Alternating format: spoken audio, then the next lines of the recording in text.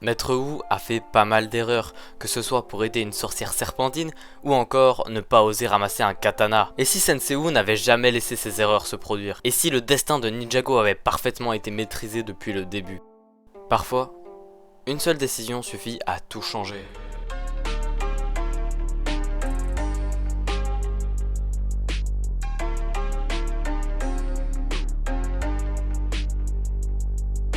Dans cette vidéo, je ne vais pas traiter de petites erreurs mineures, comme le fait de ne pas dire tout de suite aux ninjas que les fantômes se font détruire par l'eau. Je vais vous parler des erreurs primordiales qu'il ait faites. Et quand nous aurons traité de ces erreurs, nous pourrons passer à une uchronie, où ce que nous nous demanderons, que se passerait-il si Wu n'avait fait aucune de ces erreurs?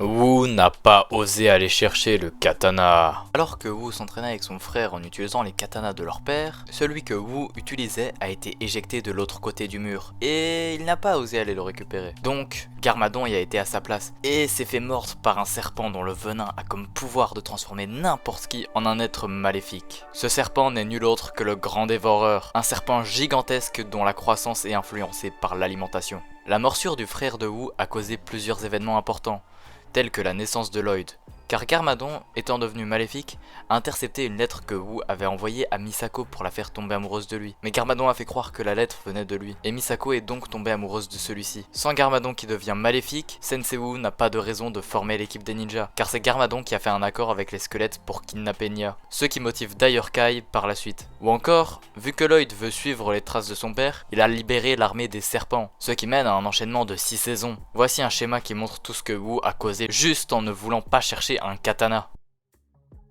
Il a appris le spinjitzu à Asphira. Quand Wu était jeune, il a rencontré une sorcière serpent nommée Asphira, qui l'a d'ailleurs aidé à sortir de la prison d'un serpent pharaon. Quand elle l'a aidé à sortir de prison, Wu a promis de lui apprendre le spinjitzu. Elle, en échange, promettait de ne pas s'en servir à mauvais escient. Mais dès qu'elle a appris à s'en servir, elle a attaqué le pharaon et son armée pour prendre le pouvoir grâce au spinjitzu. Heureusement, Wu a réussi à la vaincre, grâce au pouvoir des parchemins interdits. Elle a été enfermée à son tour dans une pyramide remplie de pièges et ne peut plus en sortir grâce à un sortilège. Longtemps après, les ninjas découvrent cette pyramide et la libèrent. Sa première pensée est de directement se venger de Maître Wu, ce qui crée les événements de la saison 11 et impacte la résurrection de Nya dans la saison 16.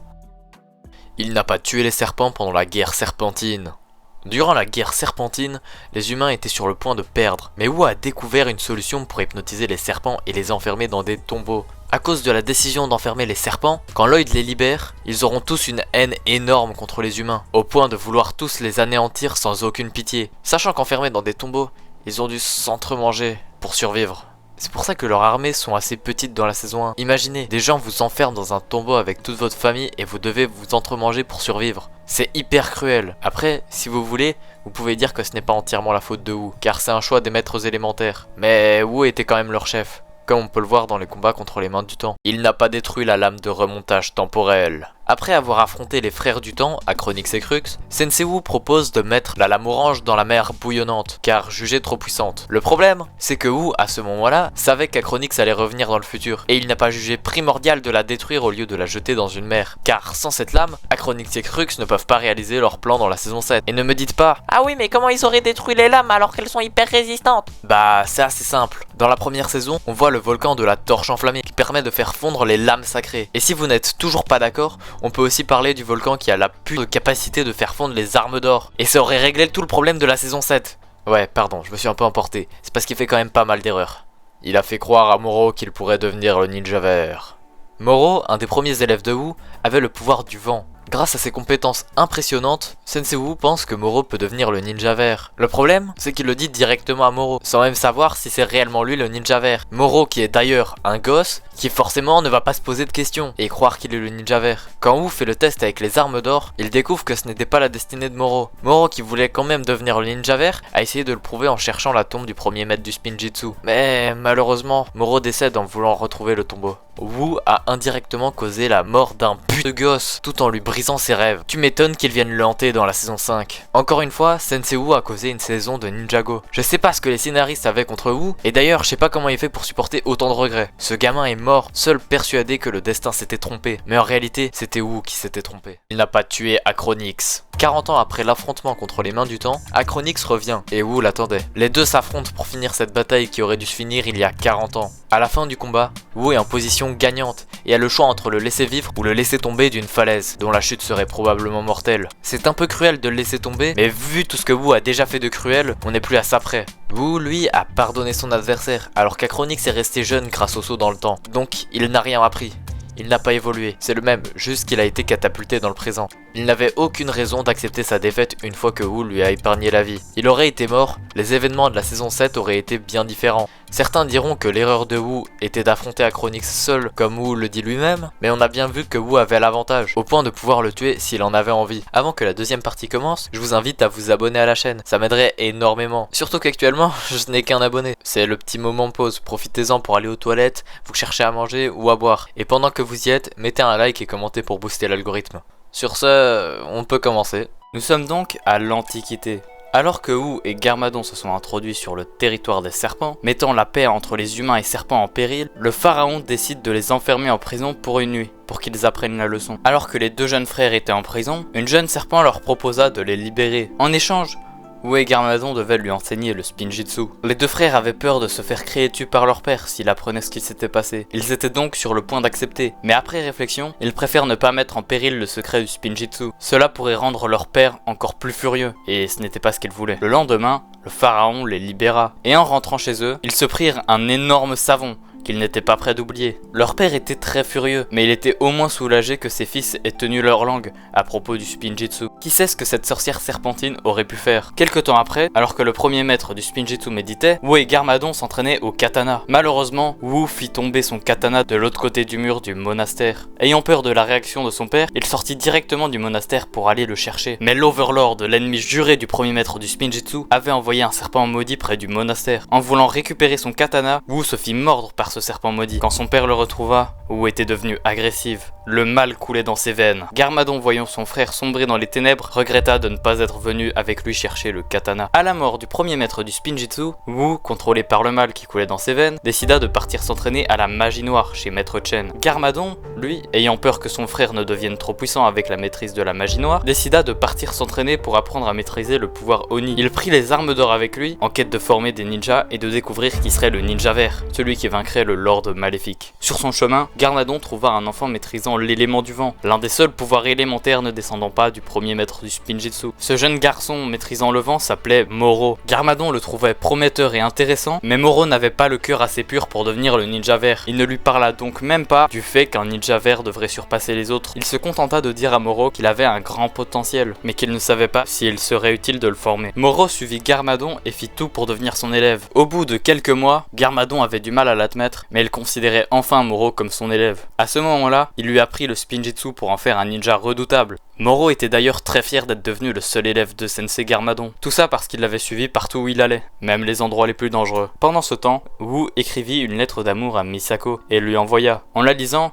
elle tombit direct sous le charme de Wu. Quelque temps après, ayant maîtrisé tout ce que Chen avait à lui enseigner, Wu partit avec le titre de Lord de Wu. Il n'essaya même pas de s'impliquer dans les affaires de Chen, sachant qu'il était un grand manipulateur. Wu partit vivre quelque temps au monastère avec sa bien-aimée, voyant que son frère n'y était pas. Quelque temps après, Garmadon avait totalement appris à utiliser sa forme Oni. Grâce à celle-ci, il creusa un trou dans une montagne cachée et y créa un temple, le temple du vent, où il termina la formation de Moro, qui avait d'ailleurs maintenant une mission. Trouver les prochains ninjas de la foudre, de la terre, du feu et de la glace, et les former pour un jour découvrir le ninja vert. Il devait aussi garder les armes d'or dans ce temple en sécurité. Moro connaissait chaque endroit où trouver des parchemins grâce à ses nombreux voyages avec Garmadon. Pour qu'il ne s'ennuie pas en attendant, il avait de quoi étudier l'histoire de Ninjago. Même si c'était un adolescent, Garmadon faisait confiance à son élève. En rentrant à Ninjago, Garmadon apprit deux choses. Wu avait mis enceinte Misako, la femme dont il était amoureux, et les serpents avaient attaqué Ninjago. Au début, les maîtres élémentaires s'étaient réunis et avaient l'avantage. Mais les Anacondas réussirent à prendre le dessus car Maître Chen avait manipulé tout le monde dans les deux camps. À cause de ça, même certains élémentaires se rallièrent aux serpents.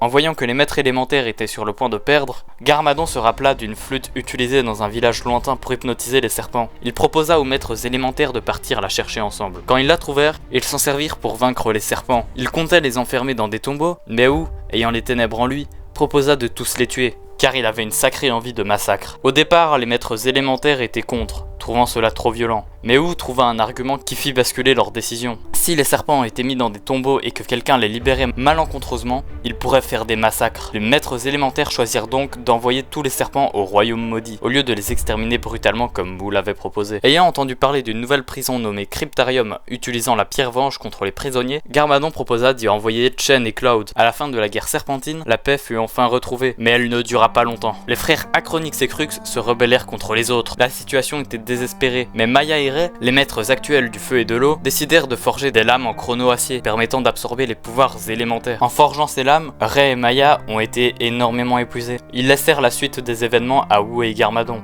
car ils étaient trop fatigués pour combattre. Mais heureusement, maintenant ils peuvent passer du temps avec leurs enfants, Kai et Nia. Wu et Garmadon, possédant les lames en chrono-acier, affrontèrent les mains du temps et réussirent à absorber leur pouvoir. Garmadon proposa d'envoyer les lames du temps dans un portail temporel pour qu'elles se perdent à jamais. Mais Wu refusa, car il ne l'avait encore dit à personne.